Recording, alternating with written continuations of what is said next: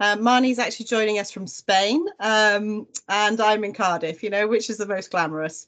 I'll leave you to work that one out. So my name's Catherine Jennings. I'm Head of Employment Programmes at 3SC.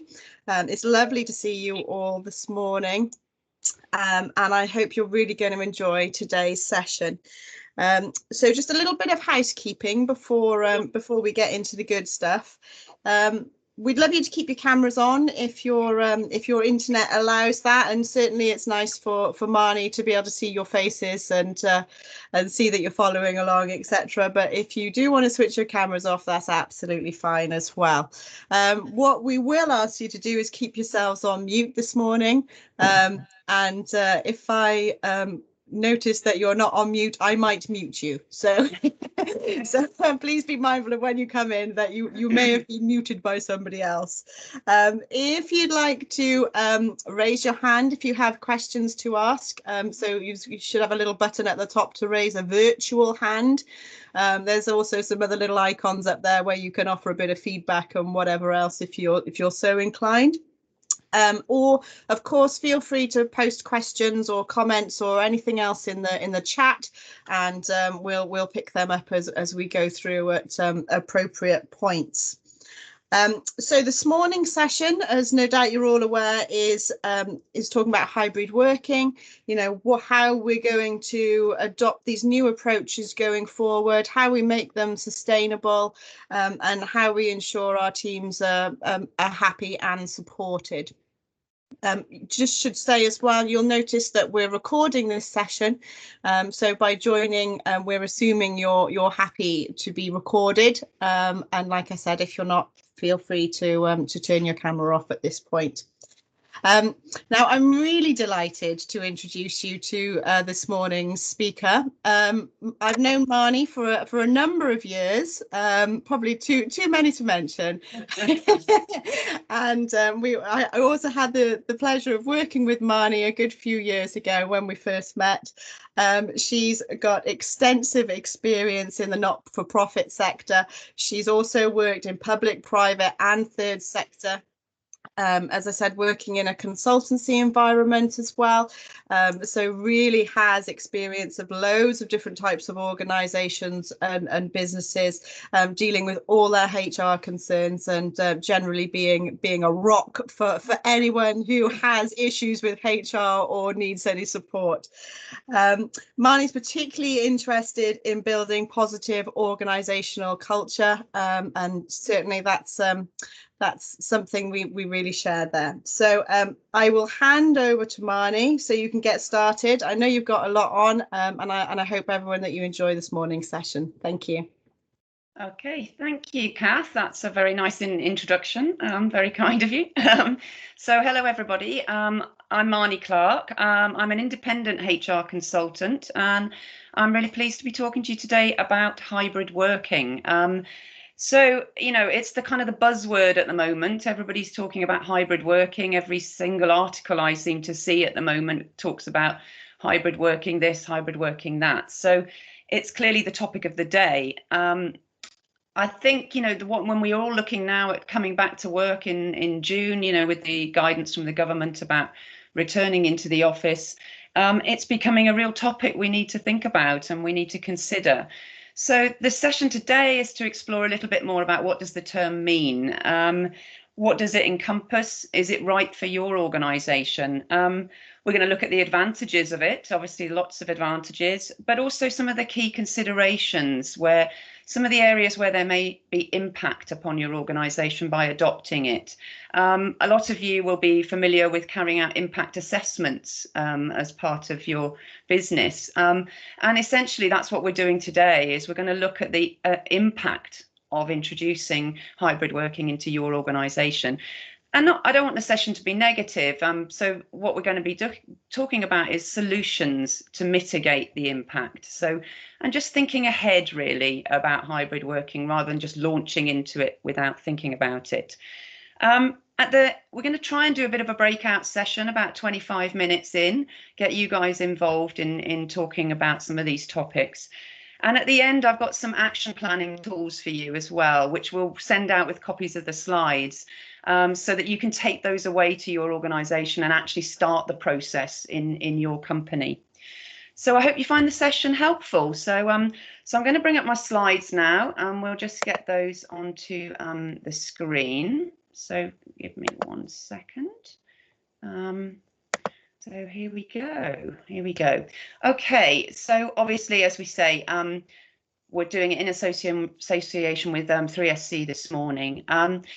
So what a year it's been, eh? You know, I mean, gosh, we've all had such unprecedented change this year. I can honestly say, and you know, I've been working in HR for over 20 years, and I can honestly say that I have not seen anything so significant in the entire length of my career. One of the positive changes that came out of the pandemic was the scale of adaptation that we all did. You know, we coped. We managed to all rush to work from home. But the landscape's changed, and it's changed forever now. And I don't think there can be a simple return to how things were before. And do we even want that? Do we even want to go backwards? So, and I wanted to talk about what the situation was before the pandemic. And it's quite interesting that in spite of all the immense technological changes we've had in the last century, that really we've stuck with this 9-to-5 model that's been there since the 1950s. That model was based around one main breadwinner, and off he went to work every day. And even though we lobbied and we campaigned for flexible working to be a right for us to have in the workplace, and eventually that got enshrined into law, that hasn't necessarily changed attitudes to flexible working. And what it actually brought in is an obsession with presenteeism.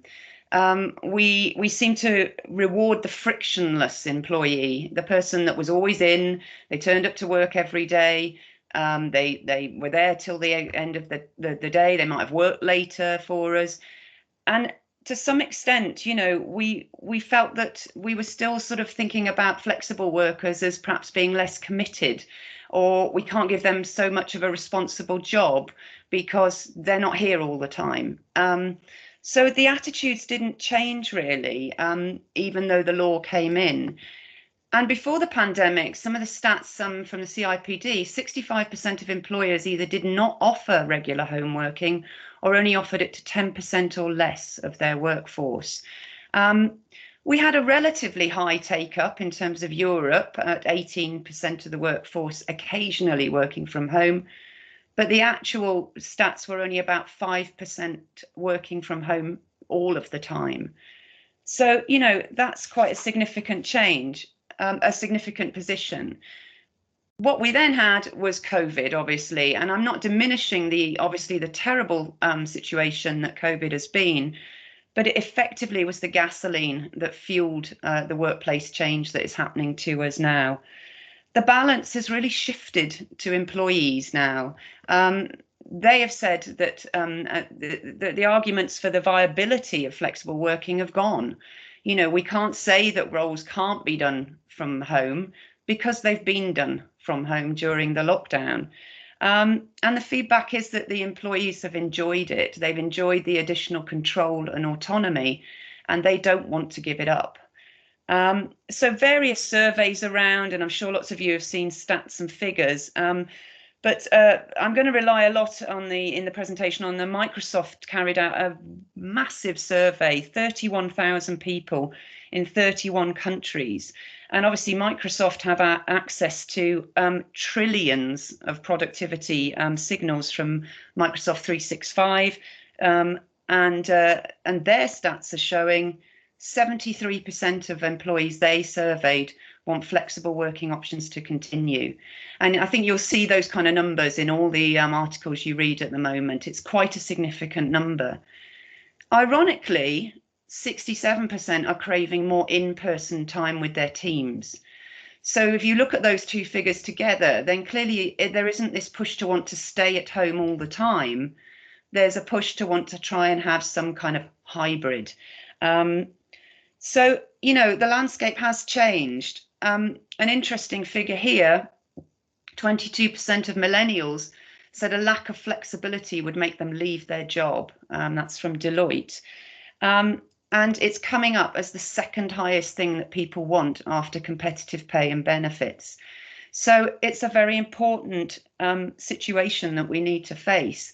And it's something we can't ignore, really, because the employees are telling you this is what they want. So I'll ask Hez to the cyber skills for you. Yeah, okay. Sorry about that. There's a Teams that was meant to be in at 11, so I've put it on, but they're recording. So okay. We're in a significant So turning point in history. You know, we've got a real opportunity in front of us to change our organisations, to change work-life balance. And I personally find that quite exciting. I don't think we've ever had an opportunity like this before. You know, I think it's very interesting to explore that. The balance, as I said, has shifted. They want to decide where, when, and how they work. And there's very much more an expectation now that businesses will provide employees with a range of flexible options. And looking forward, more than 40% of employers said they expect more than half of their workforce to regularly work from home after the pandemic has ended. So look at that in comparison to the other figures. It's clearly a shift in this direction. The other thing that's changed is the gap between the different sectors. And obviously we've got a range of sectors here today. It used to be that home working was more common in private and voluntary sectors, but this gap is now narrowing. So looking at these figures, obviously private is going to increase as we expect. But the one I wanted to pick up here was the public sector. Public sector traditionally didn't work from home at all. But if you look at this here, you've got an increase from 13% to 33%, voluntary and so forth. So, you know, flexible working is a big issue. And how are we going to make it sustainable? That's the big question we need to ask in this session today. So I wanted to define what hybrid working is, because, you know, lots of people come up with lots of different definitions of hybrid working. I read one article that said that technically hybrid means that you have a workforce that has a group of staff working entirely remotely and a group of staff working in the office. But I don't think we can restrict it to something as narrow as that. I think hybrid working includes every type of flexible working arrangement. And again, CIPD brought up a nice graphic here that I thought I'd share with you, just for some of the examples of different things that we can offer. As you see, you know, you've got 0 hours contracts, part-time working, 4-day weeks, term time working. Some of you may already have some of these in. Annualized hours, you know, I've seen that taking place before the pandemic. But what's interesting is some companies are adopting that now. PricewaterhouseCoopers, for example, lets new employees choose their own working hours. They set their start and finish times. Obviously, they have to do a certain number of hours in a month, but they actually have the freedom to choose their start and finish times. Job sharing used to be one of those that you would think of maybe perhaps more for administrative roles, but that's not the case anymore. The HR director at the BBC is now a job share. So that shows to you that it can be done. It just needs some thought about it. We've obviously got their mobile working, entirely remote working. Some organisations are moving to that going forward.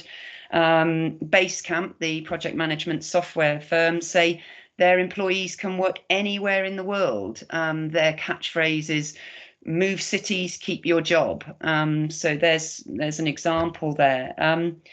Career breaks, more are bringing that in now because they're realizing people want that flexibility. And it used to be you'd only get a career break or sabbatical if you'd been working for 20 odd years for your company.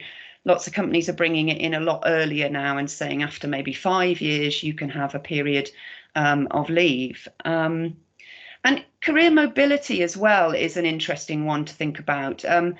Allowing people to move around your grading structure to fit their lives, because, you know, our lives have moments where we need more, we are able to take on more responsibility, but we also have moments where perhaps we would like a slightly less responsible role because perhaps we've got stuff going on at home that's really important. I read about NHS, Calderdale and Huddersfield. They do a programme where you can move around the grading structure. And you aren't penalised or thought of as having a demotion when you do that. So those are interesting things to think about. One of the big ones I wanted us to consider this morning as well is this concept of synchronous or asynchronous working. You know, a lot of people are going to be starting to ask to work different hours to the rest of the team, effectively asynchronous working. And that's going to have big consequences for teams. We all know people who perhaps can't deliver during the working day as easily as the rest of us. I've known working parents who are always online at sort of 11 o'clock at night after the kids have gone to bed, you know. So this is one of those culture shifts to think, does the team all need to be online and working at the same time? And another one to think about, flexibility to do other stuff. Again, this is about engaging your staff and giving them freedom and flexibility. An example on this one, Nestle and Warner Brothers realised with their digital staff that some of them were creating startup companies in their spare time. And the startup companies were no competition to them, but they realised that those employees needed flexibility to attend meetings, to do with their startups, to meet with the bank, to etc. And they gave them that time because they knew that if they didn't, those people would potentially leave the organisation. And they've kept them, and they've kept the talent in their organisation. So I think those are all areas to explore. Annual leave flexibility. We've all heard about some of the big brand names sort of saying unlimited annual leave. You can take as much as you like. It's a real selling point to new employees, but the reality is that actually what they found was people weren't taking enough leave because ironically, when you're given all that flexibility, they weren't using it. So some companies are actually withdrawing that now. So massive range of different options of flexibility, and every one of your employees will have a different type of flexibility that they might like or want. And I think it's about thinking which of these options are going to be most suitable for your organisation. I think a bit of general feedback, the most recent survey I've seen was taken this month. WeWork interviewed 1,000 C-suite and 1,000 employees. And all of them said they wanted hybrid working, and the split was coming up approximately third and third, really. So 30% of the time working from home, 36% of the time working from a HQ, and 34% working from perhaps other locations like coffee shops, etc. I brought up a graphic of where the other companies, some of the big companies that you might know of, are at the moment. So if you think about this as a scale, as it shows 100% remote to 100% office, you can see where some of the big companies are positioning themselves right now. Obviously, no surprise that some of the banks are over to the 100% office. I wanted to give you a quote here. David Solomon, the chief executive at Goldman Sachs, said recently that remote working was, and I quote, an aberration that we are going to correct as quickly as possible. Surprisingly, Amazon actually also mirrored this type of view. They were perhaps a little bit more polite in their wording, and they said that they expected to return to an office-centric culture as our baseline. So, you know, clearly remote is not something they're continuing. And if you think about Google, I suppose some of us are a bit surprised they're right over on that side. But Google is all about campuses. They have these huge campuses and they want everybody there. So they are not encouraging remote working in their organization. Others like Spotify and Twitter are right over the other end, and they're saying you can work from anywhere. I think a lot of us will probably end up somewhere in the middle, because there is a word of caution here. Be careful about going 100% remote, because if you then find that it doesn't work, then you've got to try and get everybody back into the office. Yahoo did this a long time ago before the pandemic. They came out at a big sort of high profile, everybody's going to work from home. and then they realized it had lots of issues, and they tried to make everybody come back into the office. The result was massive amount of talent left the organization. So, you know, just be cautious about launching wholesale into one side or the other. So I think most of us are going to be somewhere in the middle there. So why do we even need to think about it? Is it just a buzzword? Is it just a kind of like new thing? Do we even need to approach it? Well, really, yes, you do, because 41% of the global workforce is saying that they are likely to consider leaving their current employer in the next 12 months. I think a lot of us through lockdown have really had time to reconsider what we do every day. Do we enjoy our jobs? Do we enjoy working for our employer? We're fearful of what's going to happen with coming back to work. And certainly the data is showing that if people are not offering flexibility, then it's sure as hell somebody else will be offering it. And if your workforce is looking at other roles, then they may leave. I guess from that point of view, this is even higher for Generation Z. Gen Z is your sort of 18 to 25-year-olds. So, you know, they are really looking around at other options right now. And if you can't offer it, and if you don't offer it, you are likely to get quite an exodus of talent from your organisation. As we all know, high turnover can be very costly. It's very costly to recruit. It's very costly in management time to have to bring everybody, to have to bring new staff in. And this, you lose your talent, you lose the skills that you've acquired, the knowledge that people have in your organisation. So it's really important to think about this. Imagine the disruption if lots of people are leaving the organisation, if people are expressing that they're not that happy, you're going to get reduced employee engagement as well. And obviously, as we said, you're not going to stand out from the other people that are saying that they're offering it.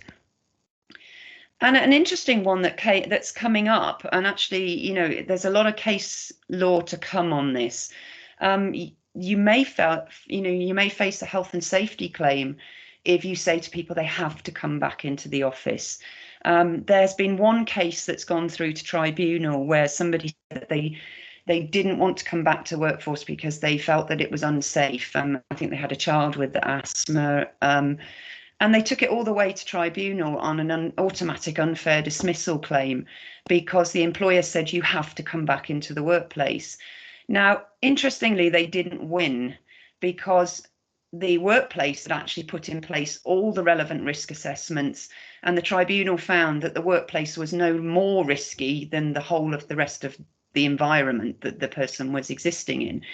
But the TUC has said that they are looking at claims, and that, you know, if people are forced back into the workplace, then they may bring these claims forward. So watch this space on that one. There's going to be a lot more case law to come through on that. So it is something we need to consider, and I think a really thoughtful approach to it is the way forward. Employees are at an inflection point, and the way we decide what we're going to do going forward will impact who stays in your company, who joins your company. And I attended a webinar recently, and one of the commentators in that said, basically step up or step out. And I think that's quite a powerful message to think about going forward. So, I mean, we don't need to just do it because bad things will happen if we don't. There are lots of significant advantages in bringing in forms of hybrid working, different flexible working options. One of the biggest ones, you increase your talent pool dramatically. Talent is everywhere in a hybrid world. By offering some or all of your roles to be worked remotely with less emphasis on being in the office, you can now reach a group of people that you would never have been able to offer employment to in the past. LinkedIn said that remote job postings had gone up by more than 5 times during the pandemic. And, you know, they feel that the shift is likely to stick. So think how wide that global pool is now. If you reach out, you might get even better talent than you've ever had before. If you're offering it, then you become are differentiated from other brands, and suddenly it's easier for you to get people to join you. So it's quite a key marketing tool there. And we'll come on to this a bit later, but it does improve your diversity and your inclusion. Think about, generally speaking, you used to be restricted to the diversity of the geographical area that you recruited within. And if you didn't have a very diverse geographical area, then it was very difficult to reflect that within your organization. And actually, data has shown that, you know, it's very good at democratizing access to roles. So it does improve the inclusion that you're able to offer. Data has shown that more minority groups, more working parents apply for remote jobs. So, you know, it does open up that door dramatically. If you've got people working flexibly, they're balancing their lives and their homes. That brings greater loyalty, it brings greater engagement, and it brings motivation. And I think we all know that if you've got those key things in place, then productivity is generally comes with that. So, you know, research by Working Families found that flexible workers have a higher level of job satisfaction, they're more likely to offer discretionary effort, and they're more likely to be engaged and recommend their employer to others. So great impact there. If you do think about reducing the number of desks and perhaps reducing your office space slightly, you can save money. You'll save money on the office costs. If you haven't got people in so often, your overheads aren't so high. If people are happy, you've got reduced absence rates as well, because if people can work flexibly, then perhaps if somebody isn't feeling so well, they might feel that they could carry on working from home, but they just don't want to come into the office feeling unwell. They also don't then bring their illness into the office and spread it around everybody else. In terms of childcare or family emergencies, you're far more likely to be able to cope with them if you've got flexible working options in front of you. So again, you don't need to take the whole day off to deal with a crisis. So it actually reduces absence rates. And as we said, you get reduced turnover from people being here. An important one as well is it improves your agility to respond to market. So if your market changes in some way, if you take on a new customer group who need you to be available at different hours, etc., the range of flexible options you're offering to your staff might actually suit your customer better. And it means you can move more quickly to take on those changes. And ultimately, research has shown that if you offer flexibility to your employees, they're far more likely to be flexible when you need them to be. It's a two-way street, is the way that it's viewed by a lot of people. Okay, I mean, thinking about employees, obviously there's advantages for them as well. The most significant one that we've all found is obviously reduced commuting time. And the stress that comes with that, you know, sitting in traffic queues and getting angry with that, the time that you waste. Lots of people spend probably around 2 hours a day commuting, and never mind the costs of petrol and train travel, etc. If you can work from home a few days a week, you reduce that. You've got higher job satisfaction if you feel that you've got autonomy and control over your work. That brings in place an increased sense of well-being, a sense that you've actually got a balance in your life, and that you may actually feel that, you know, work has got its right place in your life. And as we said, it increases your career opportunities. You know, we may not have applied for roles before because, well, they're too far away from home, I can't commute to them. Now people are able to apply for roles that would immensely improve their career and take them onto that next step. So it does open up this whole option for people. So sounds ace, sounds brilliant. Let's just do it. Let's just launch into flexible working. It'll be brilliant. Well, whoa, a moment of caution here. And as I say, I don't mean to scare people, but we do need to think about it. We do need to plan, and we do need to prepare for flexible working. I read an interesting analogy the other day, and it said, you know, if you were in a shipwreck if you were in a shipwreck and a piano top floated past you, you'd climb on that piano top and you'd use it as a lifesaver. But if I asked you to design a lifesaver, you wouldn't come up with a piano top. So we all had to deal with lockdown and move very quickly. We all adapted very quickly, and we've all been very resilient. But we can't just formalize what we've been doing up till now. We have an opportunity to actually properly design our workplace and design our options going forward. And I know it's a cliche, but the old quote here, Benjamin Franklin, by failing to prepare, you are preparing to fail. So planning and preparation are key to getting this right. And that's what this session today is about. One of the things you might want to think about in the short term is an interim model. You know, we are in a situation right now where, you know, the vaccination process is still ongoing. Some employees will still be needing to shield and may need to continue to work 100% from home. So you may not have the ability to put in a fully polished strategy right now. You may need to just deal with the immediate situation and how you get people back. An interim model also gives you time to think about what you're going to do, and most importantly, to plan that long-term strategy. In terms of an interim return and an interim model, the CIPD has got a brilliant guide for returning to the workplace. It's got guidance on risk assessment, social distancing, cleaning regimes, etc. So I really would recommend having a look at that in the short term. But the point I wanted to make here was about collaboration. You really need to talk to all the key stakeholders in your organisation. And without meaningful co-creation, then you're going to get gaps in expectations and you're going to have problems with launching this flexible working options. I mean, I've just brought up some of the stakeholders I would think of in this scenario. You know, obviously your SMT, you know, you need buy-in and you need them to be pushing this forward and saying that they support it. But you need to talk to your unions as well. You need them on board with this. You need them to not feel that it's something that has been designed without them being involved in the creation. They may have examples of things going on in other workplaces that are very useful, that from within their union that they've heard about. Obviously HR, because there's impact on lots of things in terms of HR, and we'll come on to that later.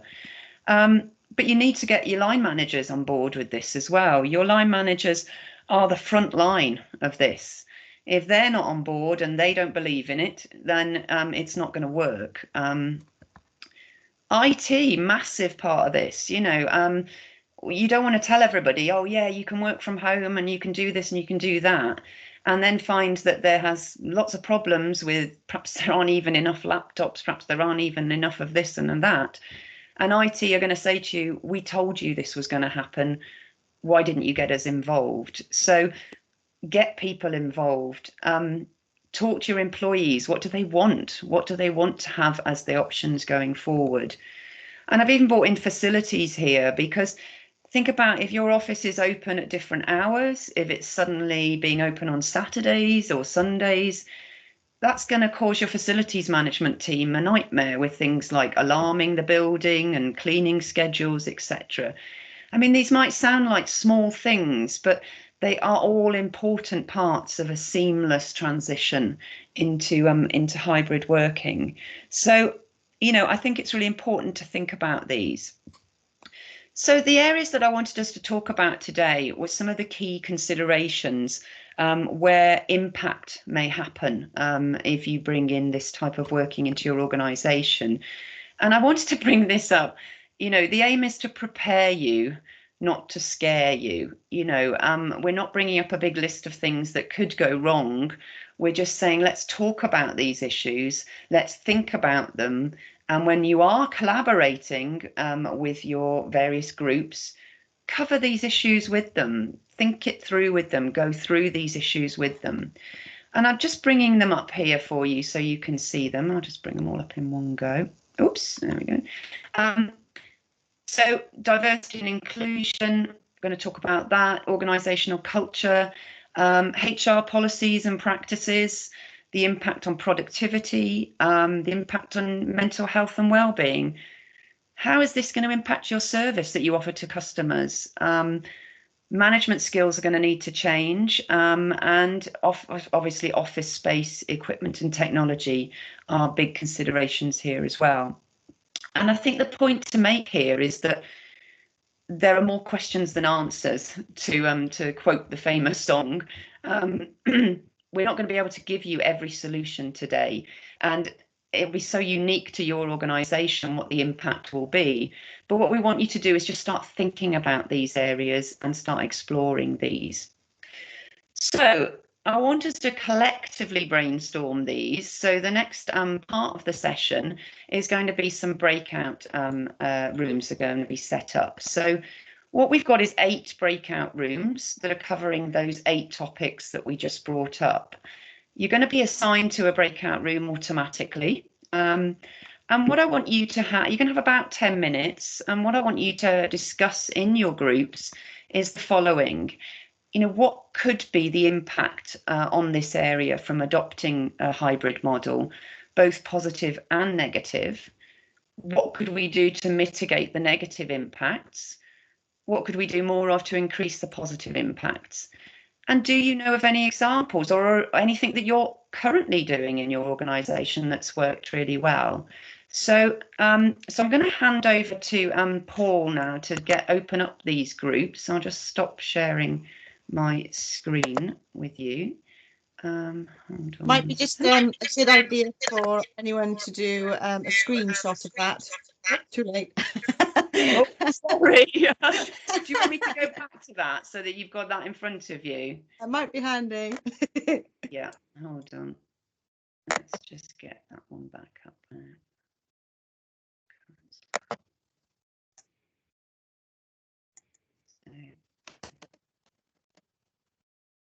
So as I say, what is the impact on this area?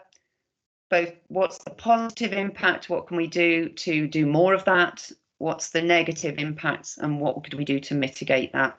And any examples that you might have heard of or use currently. Just give everybody a bit of a second for that.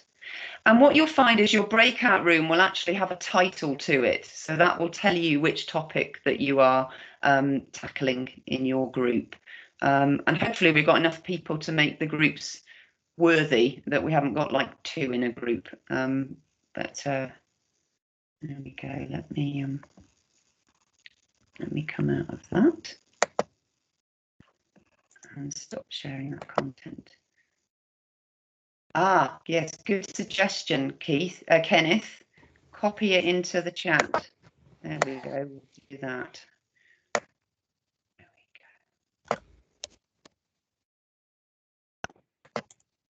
I like your thinking. There we go. I've copied the image. If you can, if you want to make that a bit bigger, then perhaps that will work. Okay, so are we how are we doing, Paul? Are we able to get those ready to go? Yeah, so I'm going to start the rooms now for everyone, so it'll all be popped into a breakout room, into a group. Fabulous.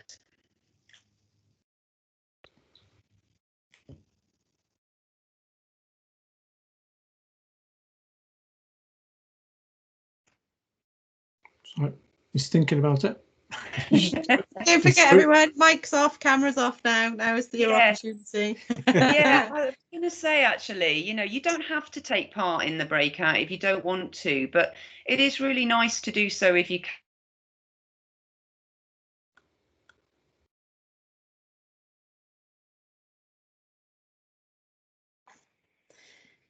Good morning, everyone. Hi. God, they're big groups, aren't they? Flipping heck. Oh. They are big groups. Well, it's supposed to have assigned everyone into all the different rooms, but it's put everyone into one room. I don't know why that's happened. Oh, it's the joy of technology. Yeah. Right, okay. Right.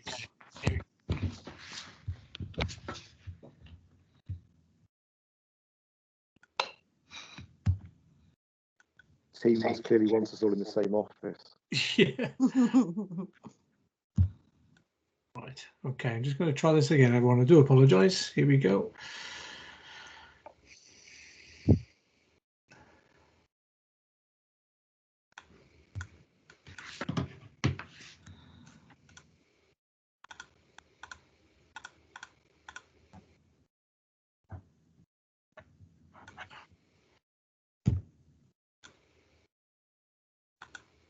Sorry, I think there's a bit of a time lag on the breakout rooms.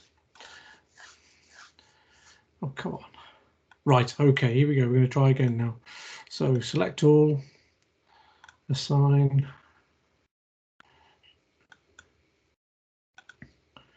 It doesn't automatically assign. Okay. So we do 1, 2, 3. 1, 2, 3.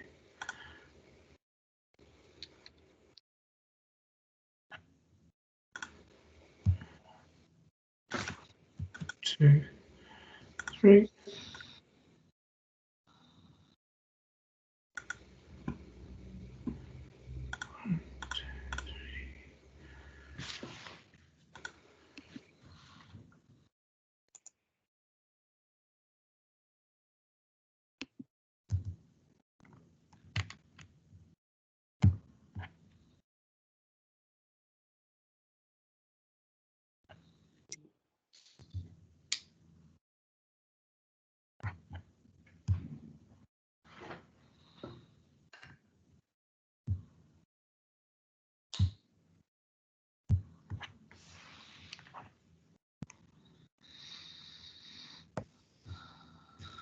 How are we doing, Paul? Is it working?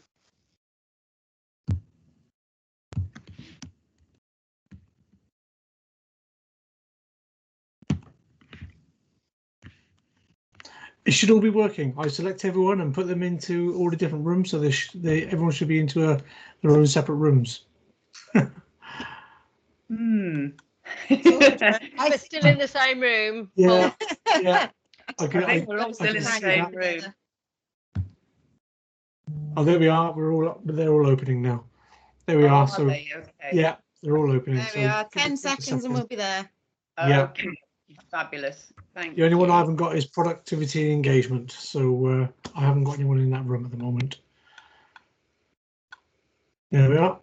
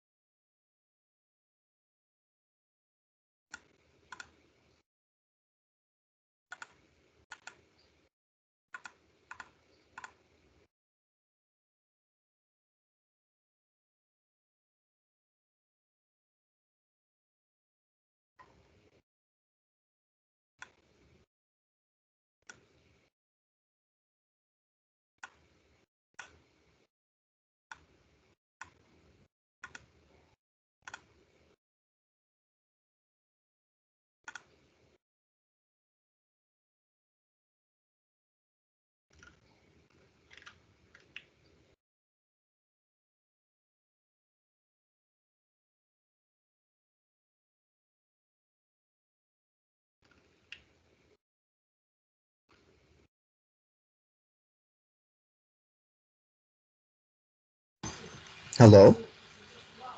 Hello. Hi there, Paul. Oh, it's just us. I guess it is just us. Sorry, who's that? Sorry. This is Mahmood. Oh, we're moving. Right. Okay. All right, no worry. I was just waiting. I'm like, is this it? Right. Okay. Yeah. Sorry, Mahmood. I thought I placed you into another room there. Oh, thank Okay. Let's see about.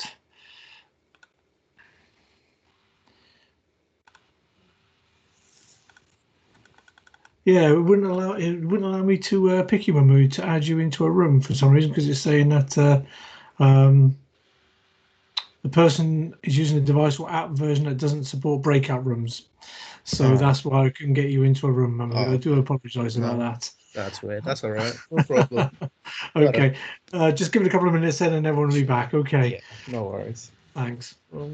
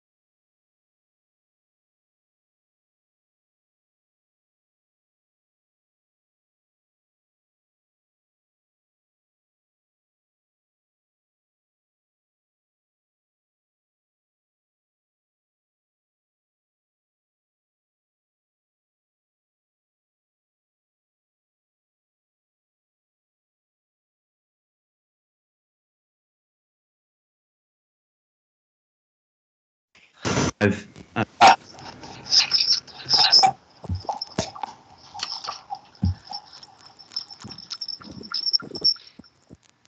You gotta love the slightly shocked look that everyone has when they come back in. There we are. We cut you off there. You were in the middle of. It's like time travel or something, isn't it? Or you cut us off in our prime. It's Star Trek, it is. yeah, Well, I'm glad. that's the one. I'm glad you were all in your prime rather than sitting in a room waiting for it to come back in. So we all back. Is everybody back? Yes, I believe so. Good, Like it. good. And hopefully you all had some good chats there. I know it was a short period of time, but I just thought it was useful for us to all actually talk about some of these subjects together. What I'm going to do is I've got a slide for each of these areas. So but I want feedback from your group, you know, as to what you found in your areas. So so what I wanted to ask was, well, obviously I was in the first group, diversity and inclusion. I don't know, perhaps Kath or Sarah, if you could summarise briefly what we covered at all. What do you think? Yeah, we sort of went all over the place, didn't we? So we talked about some of the positives in terms of individual preferences and how people can work to their strength and how they best work. So, for example, people perhaps the Asperger's spectrum that work better from home, but then a downside might be making sure they don't withdraw completely. Talking about progression opportunities and whether those are increased or less visible, maybe less so in a bigger company. More fluidity of roles and tasks and responsibilities would be a positive. Trying to think what else we talked about. We were just starting to talk about a sort of whether it would be seen as unfair versus a positive of an individualised, tailored approach. For organisations meeting individual needs over that hybrid working mix and what was right for the individual rather than a blanket approach to the whole company. Absolutely, that's great, thank you. I'm just going to bring up the points I had on diversity and inclusion. Here we go. Yeah, as we talked about, you know, remote working has exacerbated some of the differences, and you know, I think Kath, you spoke about digital poverty, you know, and that has been a real issue through remote working. Some people may live in cramped homes, have higher caring demands, or even domestic violence issues at home, and so for them, home is not heaven. They do not want to be in the home, and they would actually like to be back in the office. You know, so we talked around that. Generational differences, you know, different generations cope differently with different types of flexible working. The Microsoft report that I referenced earlier said that 60% of Generation Z, the 18 to 25-year-olds, report that they are merely surviving or flat out struggling. So that they want to be back in the office, they want some sort of interaction with people. It's really important to them. So we're going to have to think about how the options we offer are going to be good for everybody going forward. The personality issues, I think, as we talked about, Sarah, there, you know, that some people really want to come back into work and other people really don't, and have actually enjoyed working at home and have found it easier. The danger with flexible working and jumping between home and office is that for somebody who needs a rigid routine, that's a nightmare for them. They can't jump between the two. So I think it's very much, as you said, Sarah, it's about a tailored individual approach. And inclusion is a big one that I think we need to focus on here, which is, you know, head offices have always had a disproportionate share of power. And visibility by senior managers can often lead to more career opportunities and advancement opportunities. Well, what happens if people are at home most of the time and they're not seen by anybody?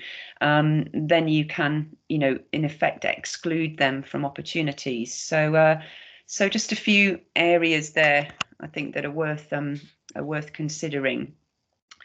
Okay. I'm conscious of time, so I just want us to move on to the next area, which was where are you all gone? There you are. So who had organisational culture, teamwork, and trust? Who would like to talk to us about what you came up with on that one? Hello, that would be myself. I'm not switching my camera on because we've got bandwidth issues. And my partner's on video next door. So in the group, it was only myself with the camera and mic, but we discussed it across the text box. And what we came to was that the important thing is communication. That's what it comes down to, because you're not seeing people. Yeah. And those little nuances that happen in the office, when you know what somebody's working on, because you can hear the conversation going on, and know how somebody's feeling because they're sat right in front of you. You're not seeing that, so it's important to be a little bit clearer, more concise in your communication.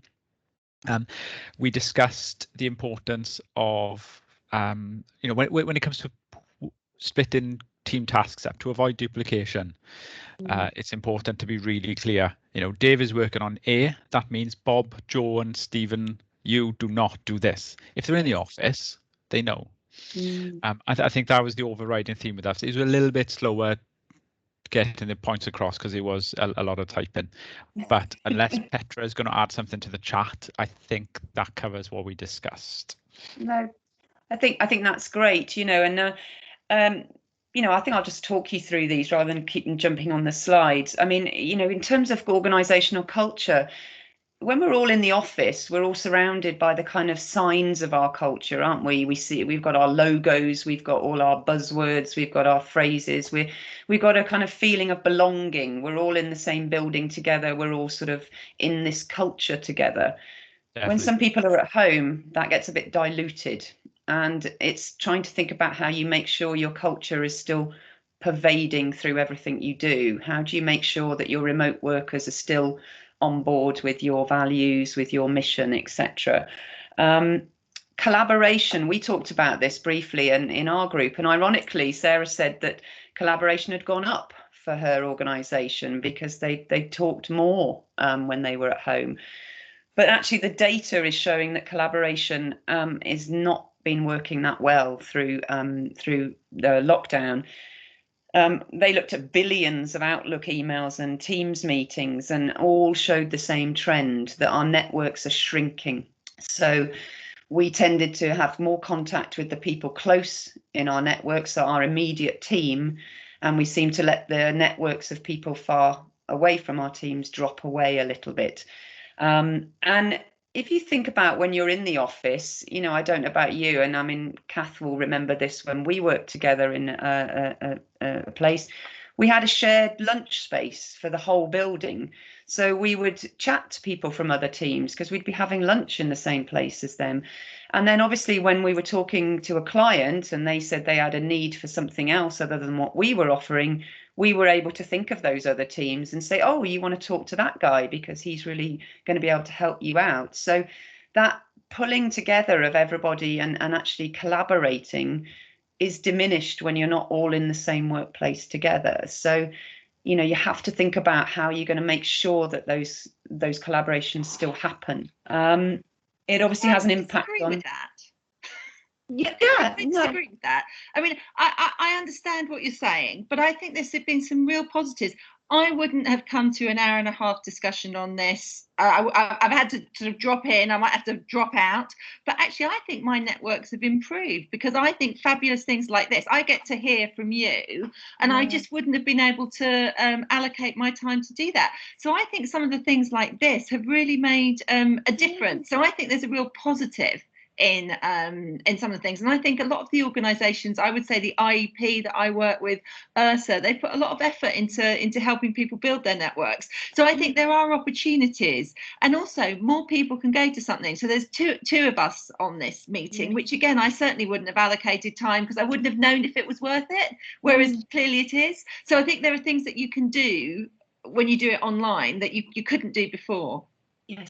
Yeah, no, I think that's a really relevant point, actually. I hadn't thought of that. And thank you for adding that, because as you say, you would have had to have got on a train and gone to a meeting and been out for the whole morning to go to something like this, whereas you can drop on it really easily in this way. So, yeah, that's a really good sense of technology enabling rather than being a problem in the situation. Yeah, I think that's a really good point. I think one of the things we have to think about with digital communication, though, is we can get more misunderstandings through digital communication. So you can get a bit more conflict. We've all taken an email the wrong way because we miss all the body language and the tone of voice, etc. So that it's being mindful of that and actually, like you said, not relying entirely on written communication, but jumping onto these types of sessions where we can see each other and we can actually interact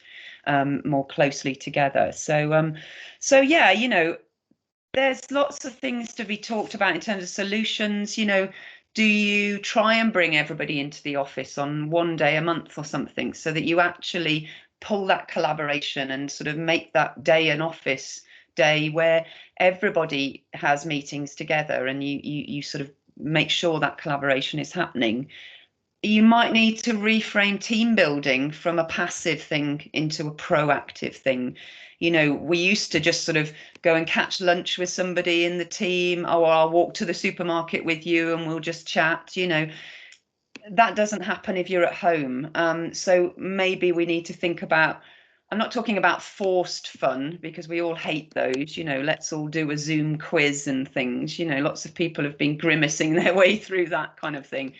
But asking your team, how can we make sure that we're all interacting socially and that meetings aren't just about work, that we have that time for a chat and a coffee together. That social connection, I think, is really important.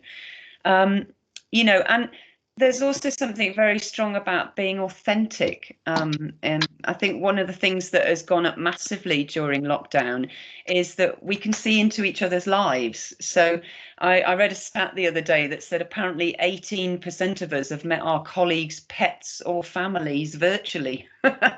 And yes, Paul and I met each other's, my kittens and his puppies yesterday, online. So 17% of us have cried with a co-worker during the pandemic.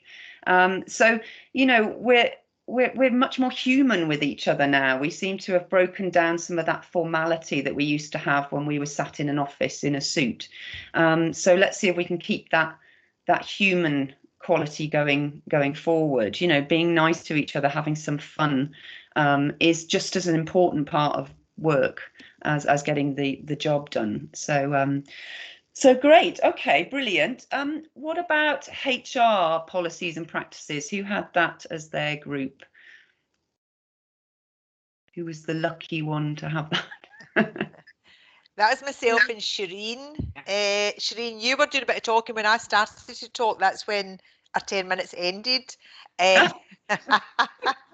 Shireen, you were talking about you were forced to look at things more widely.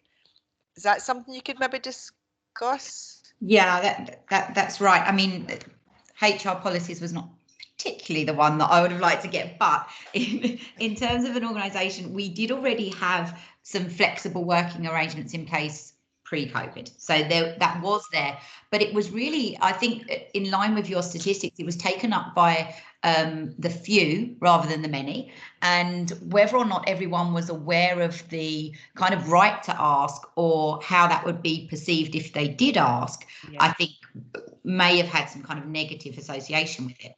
And what this has allowed us to do is really look at extending and promoting the availability of flexible working where it also meets the kind of business requirements.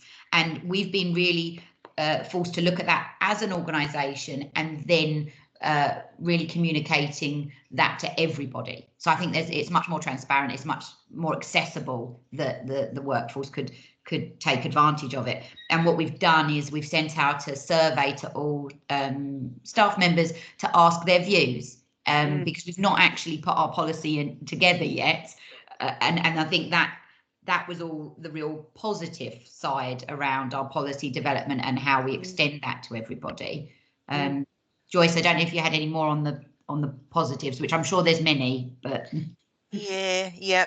You did mention as well, you sent a survey out to all staff, and this is something again that CISA were doing as well, because up until now we didn't have, our part of the company didn't have a flexible working policy, but it is something we're going to look to bring in going forward, because like everybody else, we have seen there is potential here to sort of splitting your work time between home and the office, and obviously trying to support people that have got sort of full home working, supporting people with mental health issues, etc. as well, and having this sort of opportunity to work between the two is certainly going to strengthen that, and it's going to improve the mental health of the staff as well. So yeah, it's something we're kind of looking into as well.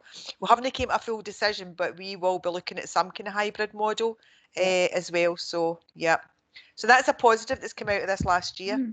I would say definitely, because we would never have considered it before this.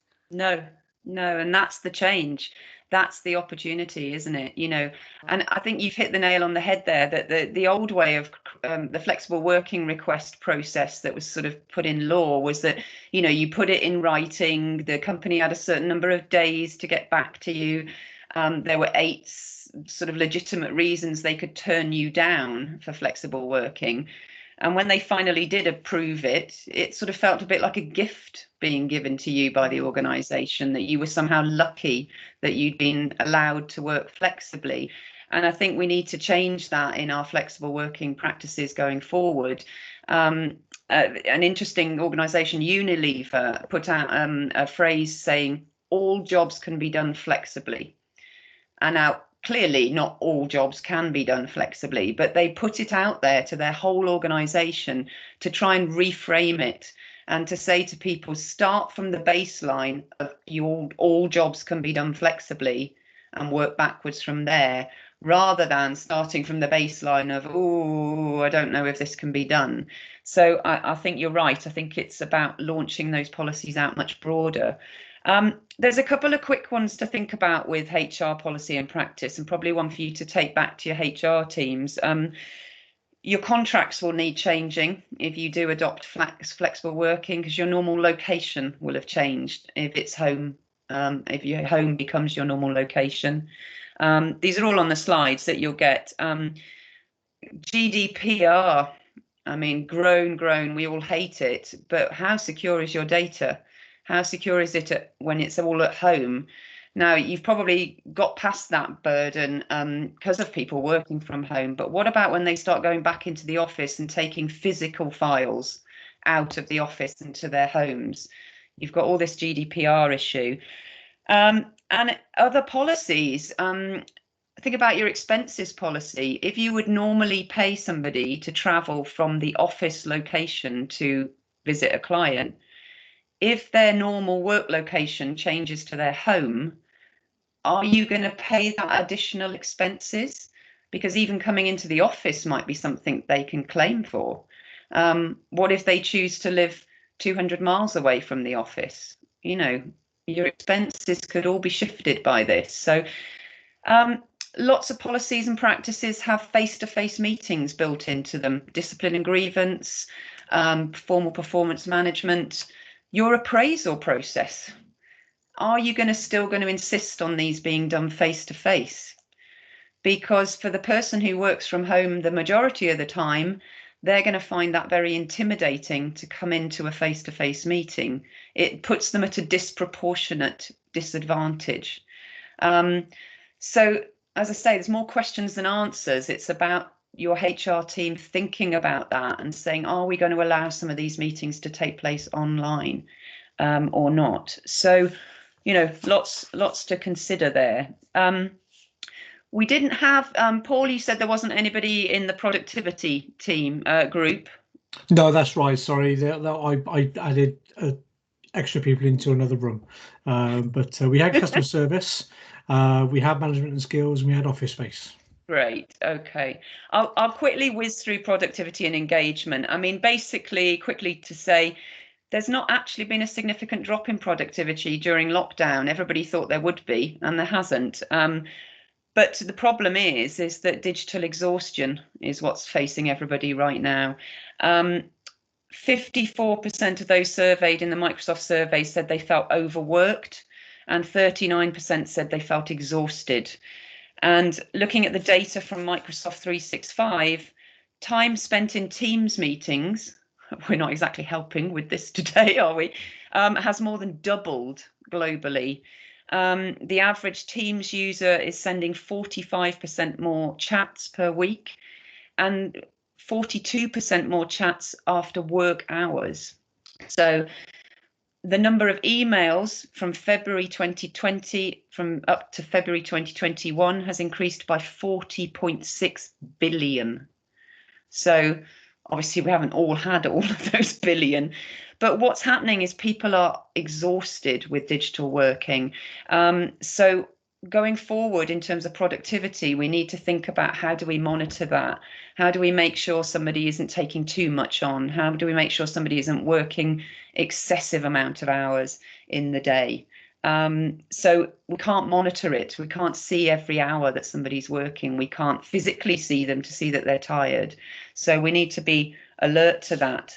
And then in terms of engagement, you know, obviously that has an impact on engagement. And so how do we keep our staff engaged, which I think we've talked about a little bit. One option around if people are in the office at different times or are working at different times is thinking about modularization of work.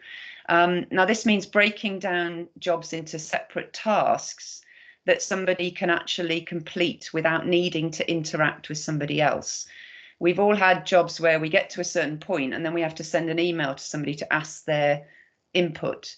And then the work just stops because we're waiting for them to come back to us. If you can break down work into tasks that can be completed discreetly by that person and then brought into the main task, you help a bit more with that. So that was the quick points on productivity.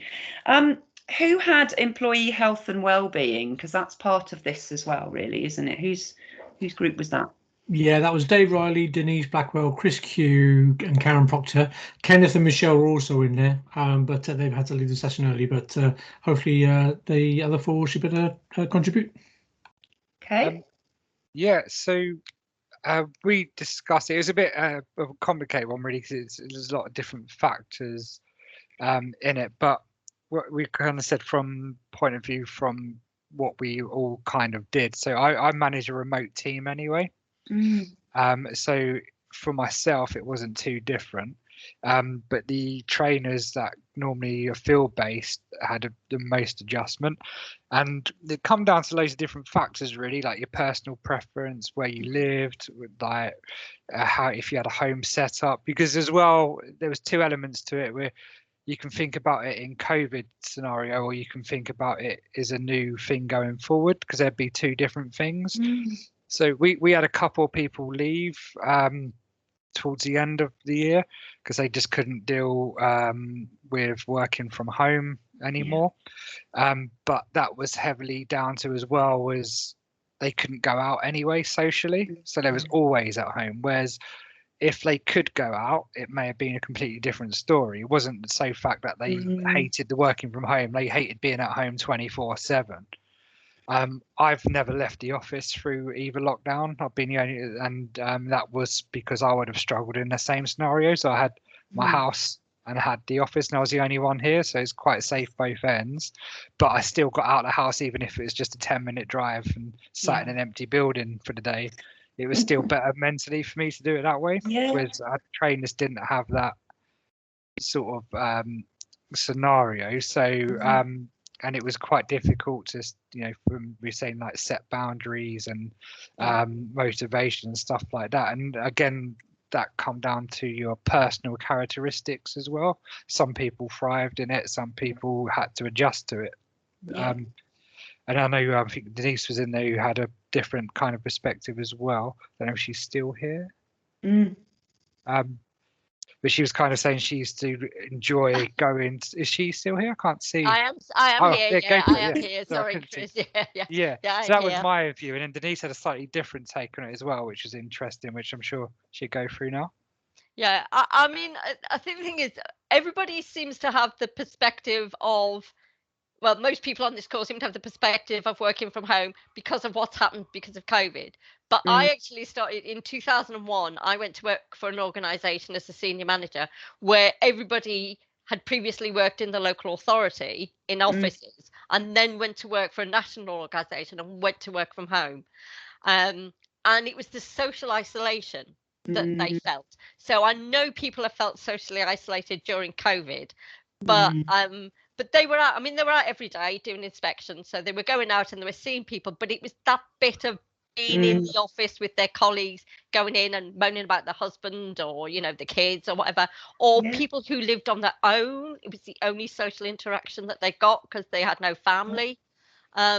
And that was a real big issue. So we used to make sure that we had monthly meetings. So and I also, I mean, I've worked from home since 2001. I've worked from home most of the time.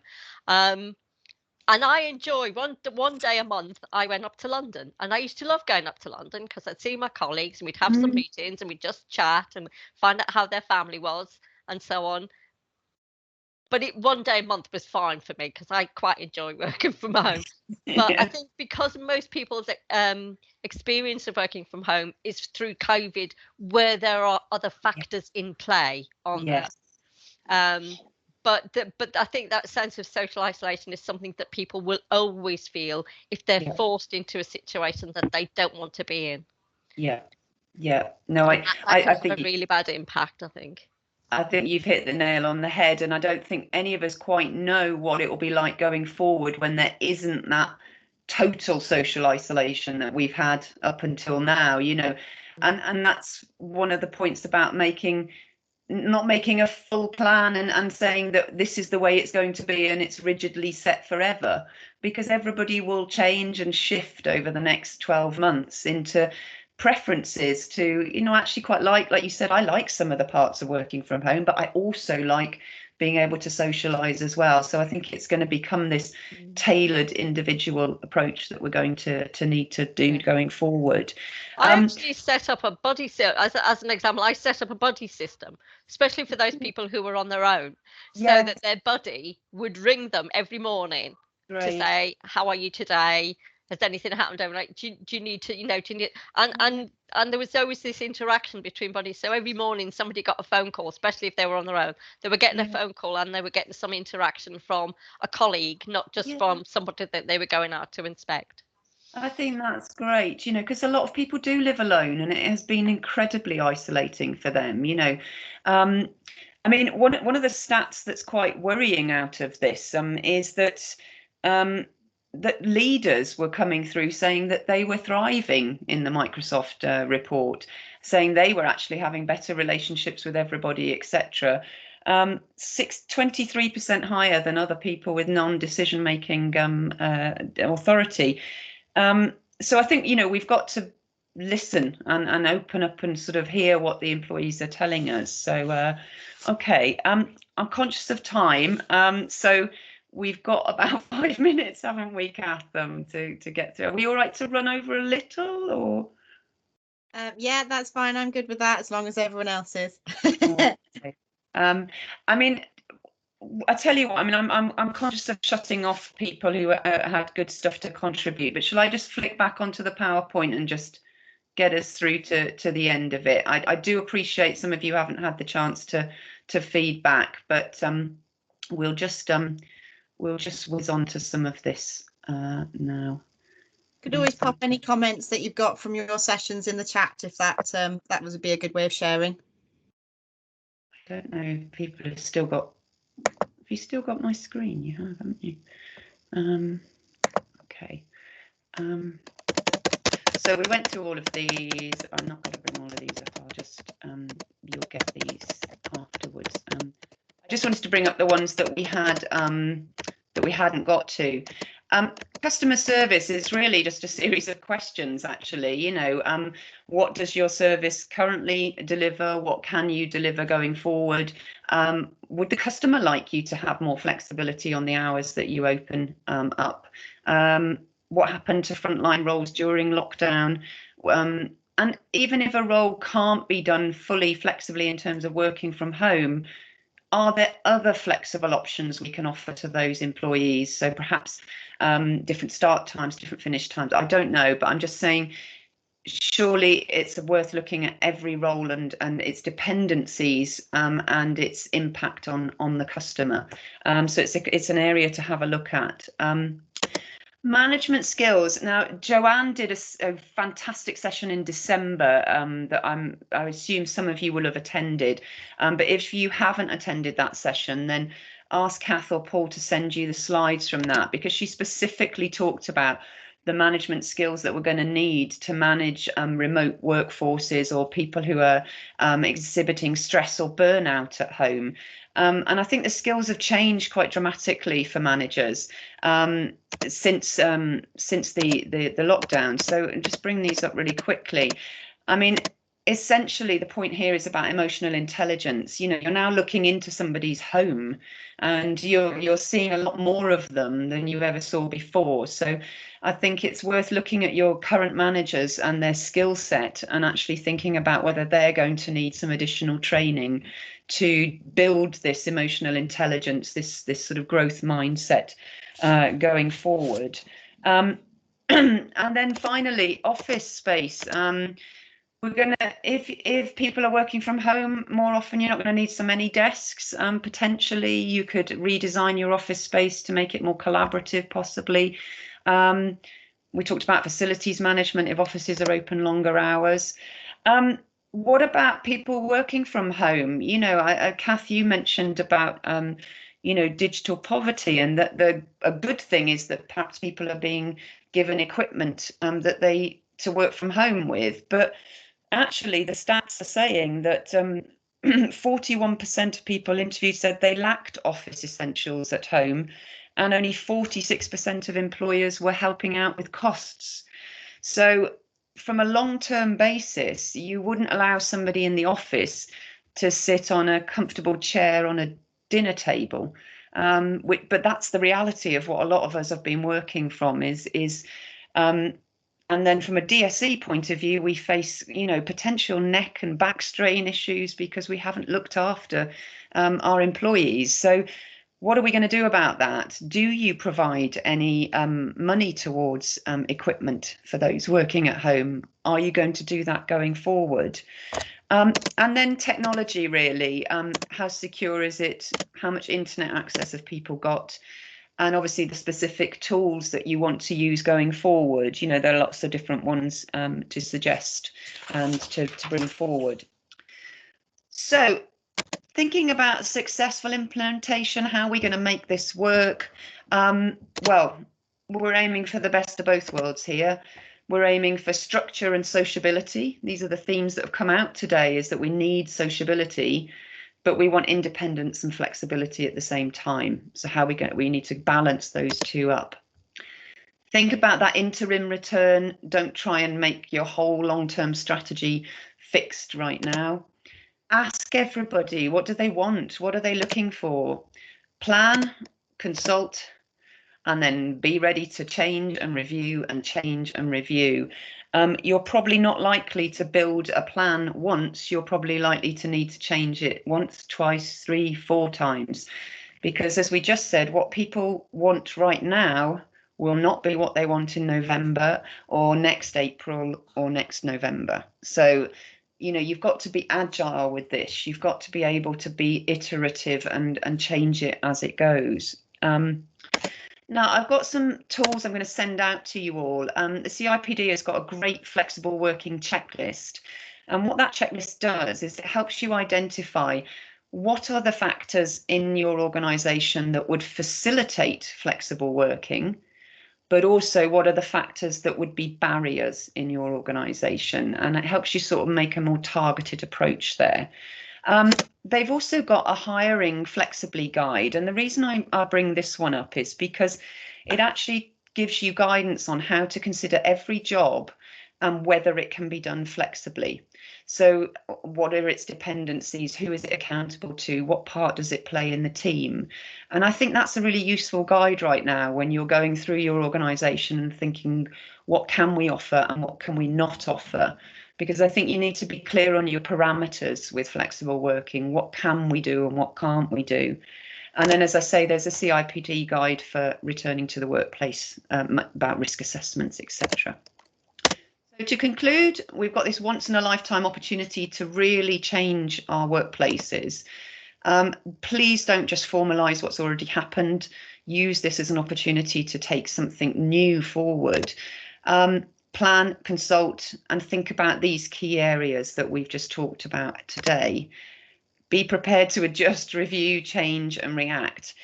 And I think the most important one for me, get excited about it. It's a massive change.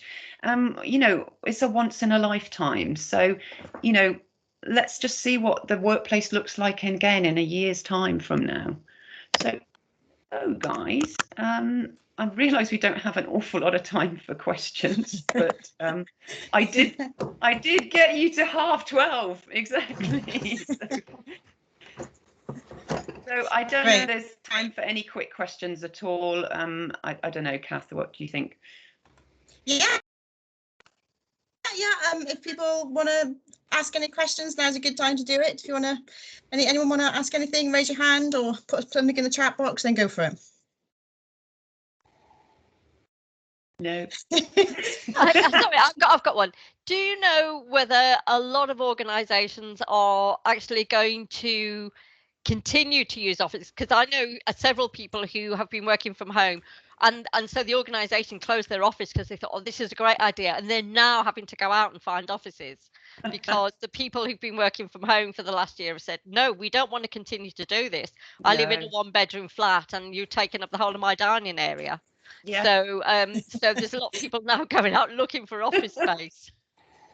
Yeah, I think I read something recently that a lot of London-based employers are shutting those central offices because they don't want everybody commuting in anymore. But what they're doing is taking up space outside of London, but bigger space. So, because obviously it's cheaper, you know, outside of London. So, but what they're doing is making those workplaces much more collaborative spaces with a much easier commute to get to them. Other organisations I've read about are giving vouchers to employees so that they can book office rooms or meeting rooms in shared spaces. So they're saying you have a budget per month. If you don't want to work from home, you can go and book rooms in different places. So I think I would be wary of shutting an office entirely, because I agree with you, Denise. I think people need to see each other, you know. Yeah, and I think booking rooms is fine, except you still got all your equipment at home. Yeah, taking exactly. up your space, you know. Yeah, so. exactly. You know, I don't know what everybody else is doing. I don't know if other people are changing their offices or shutting any of them at all. Has anybody else got any examples? You know. 3SE as an example, don't we, Catherine? Yeah, we've changed. We haven't closed our Cardiff office, but we've just sort of changed how we use it. So we're concentrating on using it as a hub for kind of hot desking. So so we've got rid of our actual office space, but we've got hot desking and meeting space and that sort of thing. So so just a tweak to it, really, more than anything. And have moved our London office outside of the centre of London. So one of those people who have done that, yeah. There you go, yeah. And Chris, are you looking forward to having people back in the office with you after all this time on your own? Yeah, we've recently started getting them back. So that's been good and awkward because it's good to have them back, but we're in bubbles, so there's nowhere really to put them. So we're actually, I was moving desks around the office and I had to stop to come into here, and then I'm carrying on after. So we're moving downstairs, upstairs now, upstairs sideways, and then we've got another building across the road that we're going to be moving into, which is divided up more, so we can have the bubbles. So yeah, it's been good. But yeah, it's now just adjusting to people coming back. So some people aren't some people are, and now we're just, so that's what I'll be doing as soon as I finish this, is building some more desks. It's like an IKEA day for me today. So I'm sure you have a set of Allen keys ready with you for your oh, you know what? They were laughing at me earlier. I do hate an Allen key. The amount of times I drop it, it is so yeah, no, it's been Okay, has anyone interesting. got any final questions, anything to raise? Nope. Nope. Fabulous. Great. Has anyone got any final questions, anything to raise? No, good. No. Great. Okay. Well, not great, but I'll take that as a no, shall I? Okay. So thanks very much, everyone, this morning. Big thanks to Marnie. Thank you very much, Marnie. That was a fab session. Really insightful, really interesting. And it was also really nice to contrast what all the different organisations are doing. So that was fab. Thank you very much. For everyone else, I know we've talked a little bit about policies. Don't forget, you as 3SC members, you also have access to the 3SC members toolkit, which has got a great range of policies, procedures, practices, and things that might help you with your move into the hybrid working world. That's just about it for me. I've got one piece of business development stuff for everyone. We do have a requirement to recruit some more coaches to our coaching program. And so we're particularly looking for a shout out to organisations who want to jump on board with that. We're particularly looking in the Midlands and the Southwest at the moment. So an opportunity to kind of join us with that. With my URSA hat on, I also want to remind everyone that it is the Employability Day at the end of this month, the 30th of April. And I know that there's loads of marketing tools and help and support and things on the URSA website for that, if that's something you're interested in. We are going to be sending out an evaluation via SurveyMonkey. And we'd love to get your feedback, particularly keen to get your feedback around what sort of session you want next time. Liz, I don't know if she's still on the call, but you gave me a great idea, and maybe something around how to be more creative on Zooms and Teams and that sort of thing. So that might be a good next topic. But any ideas you've got for topics or things you'd like to explore, we'd really like to hear from you. So that's it. Thank you very much, everyone.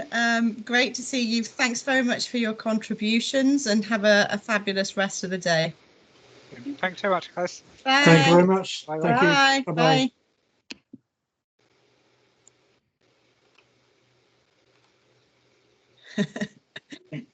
There we are.